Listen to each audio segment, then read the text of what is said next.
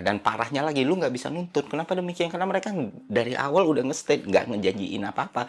Ketika garam itu lu pakai dan nggak bermanfaat buat lu dibilang kurang ibadah, kurang sedekah, kurang baik sama orang. Dan ketika itu berefek karena placebo yang kuat, sugesti yang kuat, keyakinan yang kuat, itu akan diklaim sebagai keberhasilan. Lu bayangin seberapa destruktif dan buruknya bisnis seperti ini, dan semua orang mendiamkan.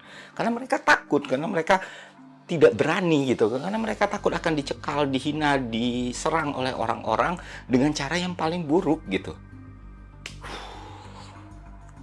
Kenapa resiko itu bisa terjadi? Ya karena orang-orang ini penipu-penipu ini pakai bungkus agama dalam melakukan praktek penipuan mereka. Dan inilah yang membuat gue semakin yakin untuk membuat konten ini, supaya masyarakat sadar bahwa hal-hal seperti ini tidak lebih dari penipuan gitu.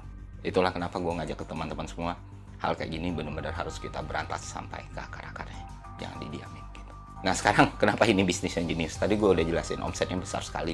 Dengan modal 6.000 lu bisa jual 150.000, lu bisa dapat keuntungan sampai 2000%.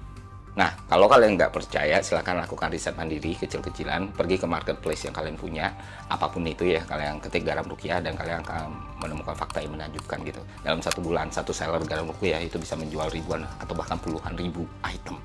Dan laku keras. Oh, gila kan? Makanya dalam satu toko itu putaran duitnya omsetnya bisa 4,4 miliar ya. Tinggal lu kali aja. Lu bagi aja, lu bisa hitunglah kira-kira seberapa besar keuntungan yang mereka dapat dan mereka peroleh dari hasil penipuan ini. Sinting kan?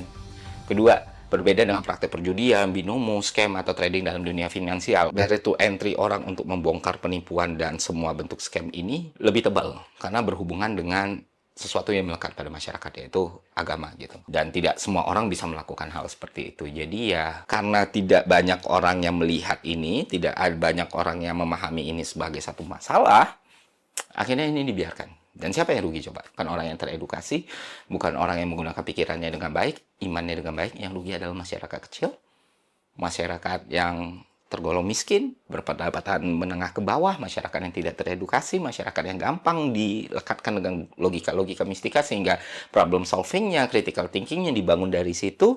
Dan dengan uang mereka yang pas-pasan, yang tidak banyak, mereka harus tertipu lagi, mereka tidak tahu harus melakukan apa, dan akhirnya mereka membeli garam itu, dan ya inilah yang terjadi kepada masyarakat kita.